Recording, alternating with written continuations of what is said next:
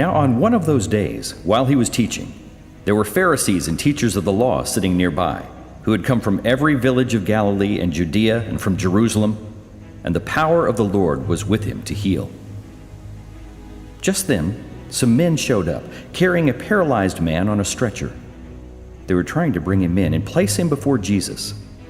But since they found no way to carry him in because of the crowd, they went up on the roof and let him down on the stretcher through the roof tiles right in front of Jesus. When Jesus saw their faith, he said, "Friend, your sins are forgiven." Then the experts in the law and the Pharisees began to think to themselves, "Who is this man who is uttering blasphemies? Who can forgive sins but God alone?" When Jesus perceived their hostile thoughts, he said to them, "Why are you raising objections within yourselves? Which is easier to say, 'Your sins are forgiven,' or to say, 'Stand up and walk'? But so that you may know that the Son of Man has authority on earth to forgive sins," he said to the paralyzed man, "I tell you, stand up, take your stretcher, and go home."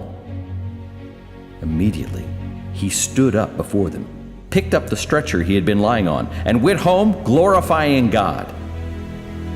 Then astonishment seized them all, and they glorified God. They were filled with awe, saying, "We have seen incredible things today."